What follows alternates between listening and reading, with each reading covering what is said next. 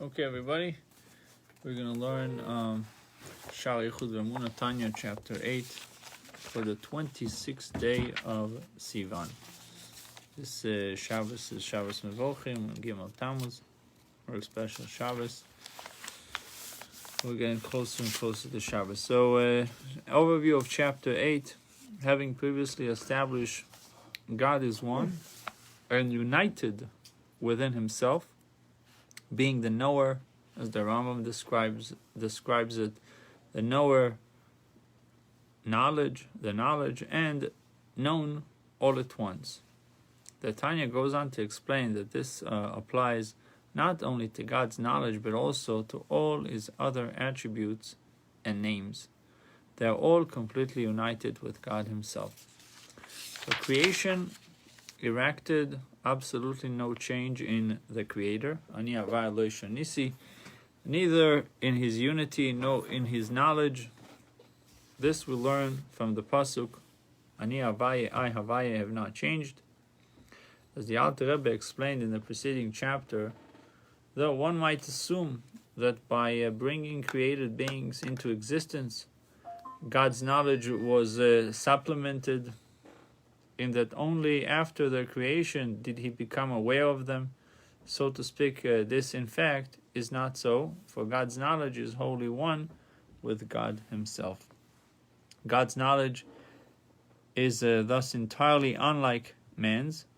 Acquired knowledge constitutes an addition to a normal soul, to a mortal soul, which is a compound, not a single and perfect unity.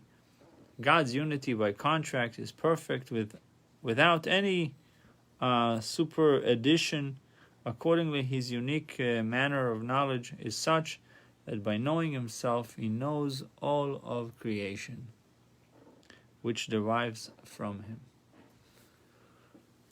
This knowledge of self existed before God brought created beings into existence. By knowing them, therefore, nothing at all was added to his previous knowledge, and such a manner of knowledge, concluded the Alter Rebbe, is beyond the comprehension of men.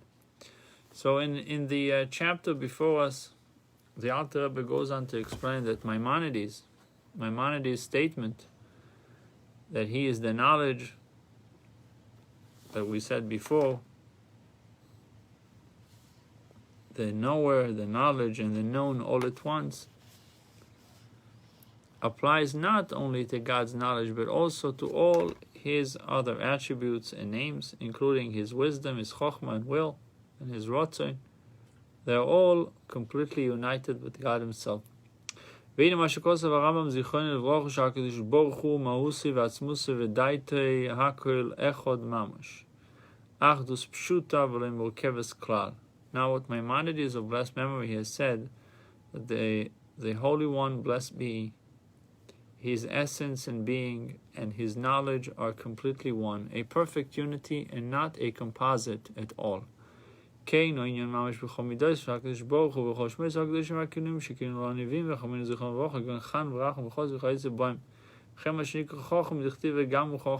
this applies equally to all the attribute of the Holy One, blessed be he, and to all his holy names and the designations which the prophet and sages of blessed memory have ascribed to him, such as gracious, merciful, beneficent, and the like. This is also true with respect to his being called wise, as it is written, and he is also wise. And likewise with respect to his will, as it is written, God desires those who fear him, and he wishes to do kindness, and he desires the repentance of the wicked. He desires the repentance of the wicked, and does not desire the death and wickedness. So we have psukim, we have verses indicating both that he finds desirable and undesirable what he finds desirable and undesirable. So too your eyes are too pure to behold evil. Another statement in the book of Habakkuk, yet another thing that he does not desire.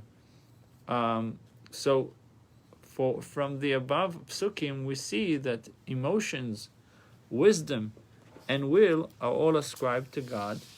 Nevertheless, ein retzono v'chochmaso midas chaste ve'rachmanuso yushar midaiso mosifim bo ribui v'alkov v'chas v'shon mosu v'atzmusei.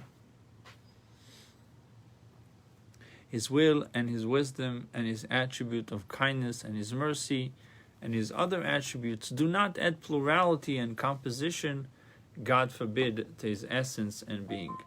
But his being and essence and his will and wisdom and understanding and knowledge and his attribute of kindness and his might and mercy and beauty, the last which is composed of his kindness and might. And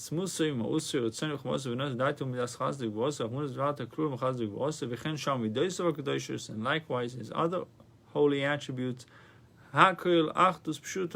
all the above, comprising his being and essence, and his will, and the spheres of Chabad and the Midos constitute an absolutely perfect unity, which is his very being and essence. Shehi atzmusim usich moish akosar ram zichron levacho shedov ozen kach b'pel amroi v'loi b'ozen l'shamai v'loi b'lev adam lakir al burio.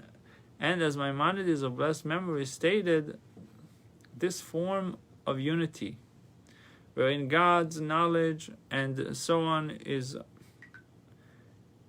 one with God himself, is beyond the capacity of the mouth to express, beyond the capacity of the ear to hear, and beyond the capacity of the heart of men to apprehend clearly.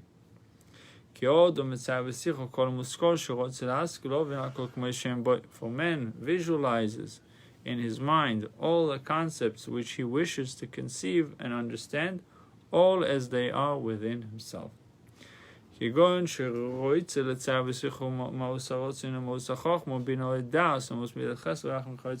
instance, if he wishes to envisage the essence of will, or the essence of wisdom, or of understanding, or of knowledge, or the essence of the attribute of kindness and mercy and the like, he visualizes them all as they are within himself.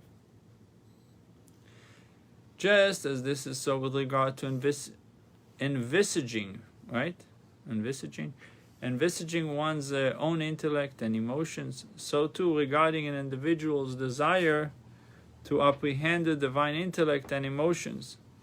He endeavors to do so by envisaging intellect and emotions as they are found within himself. But in truth, the Holy One, blessed be He, is high and exalted, and holy is His name. His name too is holy and set apart, but this is implied by the root Kodesh. This